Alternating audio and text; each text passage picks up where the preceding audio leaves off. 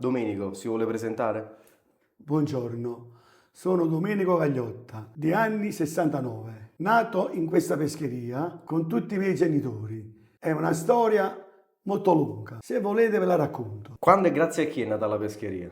Grazie a mia mamma, appoggiato con mio padre, dovuto a tempi della guerra, dopoguerra, che mio padre venne dalla prigioniera e conobbe mia mamma. Però mio padre aveva i suoi genitori che materni erano pescatori e paterni erano pescivendoli. Avevano una bancarella in mezzo alla piazza della Pigna Secca. Questa situazione a quei tempi con troppe famiglie non andava bene e mio padre si ritirava alla sera bagnato e senza soldi e mia mamma era in attesa di una figlia, poi nacque questa figlia e diciamo le cose non andavano bene. Una signora che era molto simpatizzante di mia mamma, che la voleva molto bene, gli fece un prestito allora di 300.000 lire per far sì che lei prendesse a mio padre e fittava un negozio e si mettevano per conto loro. Mia mamma, con l'aiuto di questa signora, fece così e da quel giorno in poi le cose si combattevano, andavano avanti. Poi mia mamma, a questa signora, gli dava 2000 lire al mese per scontare questi 300.000 lire. Questo è l'inizio della pescheria. Poi sono nati altri figli, tra la quale anch'io, che tutti quanti cercavamo di aiutare perché i nostri genitori erano molto, ma molto lavoratori. Si pensava a lavorare e crescere i figli. È un'altra epoca. Ecco, a cosa è dovuto il nome Pescheria Azzurra? Pescheria Azzurra è dovuto dal nome che mio padre è nativo di Margellina e la mattina si svegliava un cielo tutto azzurro a quei tempi e gli piaceva questo nome e quindi aprì col nome di Pescheria Azzurra, una delle prime pescherie azzurre a Napoli, perché stiamo parlando del 1947 e poi man mano a ognuno è piaciuto questo nome e quindi ci sono altre pescherie azzurre che non hanno niente da vedere con noi, però non è una fusione. Ci raccontava da bambino già questa passione e dunque come ha vissuto la sua infanzia a contatto con la pescheria? La mia infanzia l'ho vissuta, quando andavo a scuola e siccome, come ho detto prima, non erano bei tempi, brillanti, e vedevo i miei genitori un po' tristi perché a volte bisognava pagare i pescatori, gli zii che pescavano, e allora io mi accanivo su questa situazione e cercavo di partecipare in aiuto al guadagno, che era anche misero, però se dovevo andare avanti.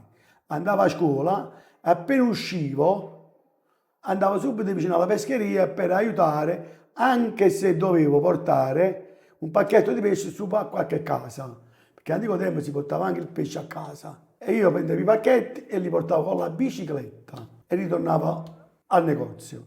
Poi crescendo man mano sono andata ai mercati per aiutare mio padre che lui man mano invecchiava, diciamo la verità, e io da giovane mi sentivo, io e anche i miei fratelli, le mie sorelle, tutti sulla stessa barca a remare per non far che la pescheria si distruggesse. Ecco, colgo questo suo assist, il fatto che suo padre poi diventava sempre più vecchio, quindi come ha affrontato poi il passaggio generazionale? Il passaggio nazionale che abbiamo affrontato, che mio padre anche di poche ore, però lui era uno abituato a lavorare e stava sempre alla presenza. I suoi consigli per noi erano fondamentali, perché lui era di esperienza e io, altre mie sorelle, erano sei di noi, con altri miei fratelli ci univamo e questo faceva una forza di andare avanti. Quando e come nasce questa vostra idea di street food napoletano, basata sul cosiddetto cuoppo? Nasce dovuto ai miei figli, terza generazione, che andando fuori vedevano che questo street food andava bene e un figlio mio l'ho messo a fianco e anche senza fare pubblicità su altri programmi TikTok e roba varie, il passaparole l'ho appremiato e oggi sono tutti soddisfatti e lui cerca di impegnarsi sul suo lavoro. Come si prepara e da cosa è composto un cuppo perfetto? Un coppa perfetto si prepara da olio pulito, pesce fresco, trattato bene, pulito bene. Poi il coppo ognuno lo fa, ma il vero coppo è quello nato nel centro storico dalla pescheria azzurra. Sarebbe baccalà, pesce spada, salmone, gamberetti, alici e calamai, con solo 7 euro. Questo è il nostro coppo di pesce, che a Napoli viene chiamato oguop. In questo coppo noi ci mettiamo le zeppoline con alghe di mare e un assaggio dei vari pescati del giorno. In questo caso alici, di pozzuoli, calamari. Poi ci sono tocchetti di pesce spada, salmone e baccalà.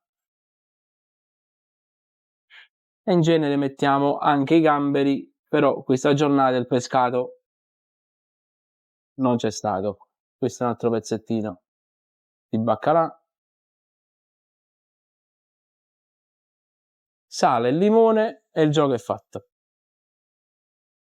Nella preparazione dei suoi piatti segue qualche ricetta storica familiare? Come nei piatti storici, diciamo a Napoli, ne sono tanti, tra la quale quello là più storico è quello là di Pulcinella, sarebbe un spaghetto a vongole. Pensa che gli spaghetti alle vongole sia il nuovo piatto della domenica? Il spaghetto alle vongole è un piatto nuovo perché, torno a ripetere, nei tempi di mio padre, lo spaghetto era al lupino. Spaghetto al lupino si faceva anche a Natale. Ora è cambiato, si fa a vongole, come prima si faceva il cefalo in bianco, ma è cambiato, si fa la spigola, l'orata, che secondo me non hanno le proteine di quei cefali là, dei miei tempi, di mio padre. Quale tipo di proprietà benefiche contiene il pesce azzurro? Il pesce azzurro contiene tante proteine che fa bene al cuore, alla circolazione, al colesterolo, è salutario. Il pesce azzurro è un prodotto dei mari nostri, quindi non costa molto perché ha poca esportazione e va consigliato al consumo perché è molto salutario. Pensa che ci sia una varietà di pesce locale che secondo lei è poco valutata e che meriterebbe un valore in cucina? Sì, ci sta lo sgombro che oggi stanno incominciando a capirlo. Sfilettato, fatto al limone, è buonissimo. Tempo fa, che i miei colleghi che mi ascoltano di età come me, si ricordano bene che c'era un pesce che si chiamava il pesce bandiera, c'è ancora. Un pesce bandiera che sarebbe quel lungo argentato, che ai nostri tempi non andava una lira. Oggi arriva al 16-20 mila lire, perché si è scoperto che sfilettato è uno dei migliori pesci. È salito un prezzo insopportabile. Quante volte a settimana si dovrebbe mangiare pesce per seguire uno stile di vita corretto, secondo lei? Allora, dalla mia esperienza, io vi dico che 7 giorni alla settimana, fa pranzo e cena sono 14 volte. Io mangio 10 volte pesce e 4 volte cambio. L'ho fatto di analisi qualche mese fa, ringraziando il buon Dio. O forse qualcuno mi ama, è tutto perfetto. Quindi io consiglio di fare il 70% il pesce e il 30% altri prodotti, che saranno anche buoni, però vanno consumati con più modesta. A Napoli è tradizione mangiare pesce la sera della vigilia di Natale o il Giovedì Santo. Che aria si respira in pescheria durante queste festività? Allora, bisogna avere molta rapidità e forza di andare avanti, perché sono giornate insostenibili. Noi venditori di pesce facciamo una vita notte e giorno per qualche settimana o 10 giorni che è molto pesante. Si respira aria di lavorare bene per chi vuole lavorare bene e sacrifici. Questa è l'aria che io consiglio a tutti. Dare sacrifici e amare ciò che si fa. Se si ama ciò che si fa, tutto che si fa riesce bene. Ecco, parlando proprio di sacrificio, come dice lei, come riesce a conciliare la pescheria e la cucina? Perché poi lei nasce come pescheria, poi c'è anche la cucina. Allora, bisogna mettere a ognuno al suo posto. Il pescatore è pescatore e deve pescare. Il pescivendolo è colui che sta a trattare il pesce e mantenerlo nel miglior modo possibile. È il pescivendolo. Poi il ristoratore deve fare il ristoratore. Ad ognuno i suoi compiti. Per mettere le cose insieme bisogna avere tre qualifiche diverse ed ognuno dare il meglio della sua qualifica. Che tipo di piatto le suscita emozioni o dei ricordi particolari anche relativi all'infanzia, alla sua famiglia, a suo padre, ecco?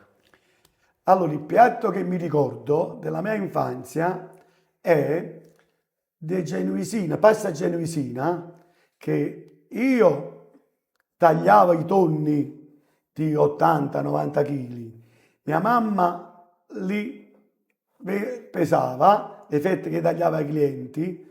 A quell'epoca, con molto movimento, che i prezzi erano buoni, poi tutti i tagli che rimanevano del tonno, mia mamma li faceva con la cipolla e li metteva sui genuesini. Invece di essere la genuesa di carne, era la genuese di tonno, ma vi garantisco buonissima. Quale futuro sogna Mimmo Gagliotta per la sua pescheria, ecco, fra 10 anni, fra 20 anni? Il mio sogno è che i figli miei, parlo e mi commuovo, continuano questa storia e c'è mio nipote che a 6 anni, quando esce dalla scuola, corre da vicino a me e fa: nonno, fammi tagliare il pesce anche a me, che anche lui continua, perché veramente è una storia di tanti anni, anche se è molto sacrificata. E lucro non conta su queste cose, conta vederle sempre in attività. Certo, migliorando e aggiornandosi all'epoca, come oggi la pescheria azzurra è pescheria e anche sottofuori come Coop e via di sé, aggiornarsi anche ai tempi, però sempre con rispetto. Grazie. Dovere.